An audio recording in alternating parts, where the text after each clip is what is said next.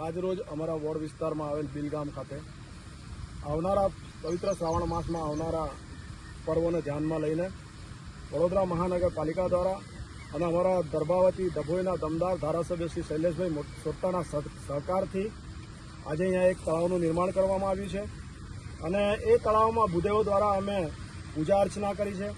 5 પવિત્ર નદીઓના જળ એ તળાવમાં આજે અમે અર્પણ કર્યા છે અને ભૂદેવો દ્વારા ખૂબ સુંદર મજાની એક પૂજા અહીંયા કરવામાં આવી છે। અને આપના માધ્યમ દ્વારા હું એવું કહું છું કે બિલ, કલાલી, કલસટ આજુબાજુના ગામના રહીશોને અમારી અપીલ છે કે આ ખૂબ સુંદર તળાવ છે, એમાં જ આપ મા દશામાનું અને ગણપતિ બાપાનું વિસર્જન કરો।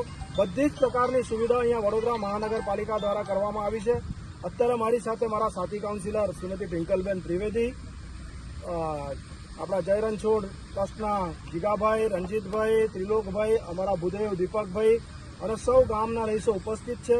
આપ જોઈ શકો છો કે ખૂબ જ સુંદર મજાનું તળાવ અહીંયા નિર્માણ કરવામાં આવ્યું છે। તો આપ સૌને પવિત્ર શ્રાવણ માસમાં આ તહેવારોમાં મા દશામાં અને ગણપતિ બાપાનું વિસર્જન કરવા અમે સૌ આપને આમંત્રણ આપીએ છીએ। હર મહાદેવ।